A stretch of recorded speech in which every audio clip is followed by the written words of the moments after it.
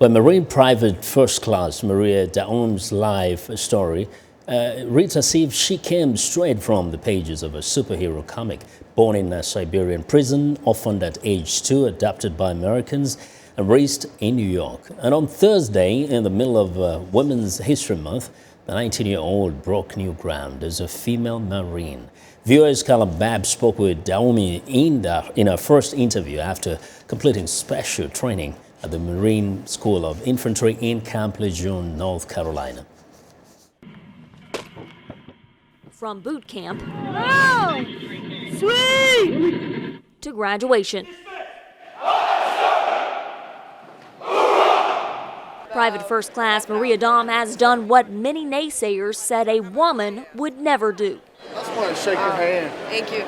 You know, you're part of history. You know that, Yes, right? sir. Thank you. And that's amazing.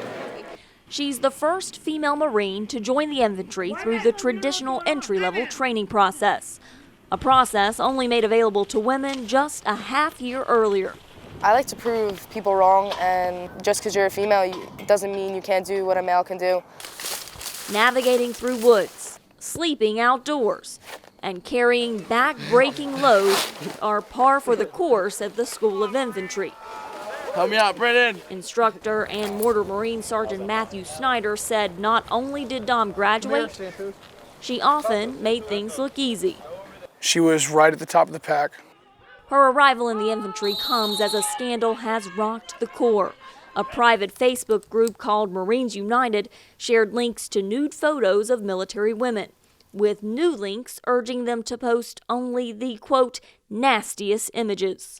Marine Corps Commandant General Robert Neller told lawmakers he is disgusted. How much more do the females of our Corps have to do to be accepted? We all have to commit to getting rid of this perversion to our culture. Enough is enough. Daume just wants to keep moving forward. It kind of just gives me more motivation to show them that we can do it and just to watch. Her mother sees a young woman who inspires her, and experts hope her success will persuade more women to join despite the current scandal. This may be the way to bridge the gap and bring more women into the infantry, and therefore make them feel like colleagues with their infantry counterparts. Daume says to her peers here in Camp Lejeune, she wasn't Daume the female, she was just Daume. She and 4 of her fellow graduates are off to California, where they hope to blaze new trails together in a place she's never been. Well, for more about Marine Private First Class Maria Daume, I'm now joined by VOA's Pentagon correspondent Carla Babb from Camp Lejeune in North Carolina. Welcome to Africa 54. First question here. First, we do have 4 women in the infantry already. What makes this young woman very special? Well, Maria Daume is special because she is the first female infantry Marine that has gone through from street to fleet, as they call it in the Marines. She went straight into boot camp. She was able to get an infantry contract while in boot camp, and now she has completed training here at the School of Infantry. You're right, there are 3 other women in the infantry right now. Those 3 women were a part of this gender integration experiment or process that the Marines went through a couple years ago, where they said, hey, if you're a female Marine and you want to volunteer for the infantry school and see if you can make it through, we want to see if you can make it through. They knew that there was going to be an integration into having more and more women in combat positions, and they wanted to be prepared.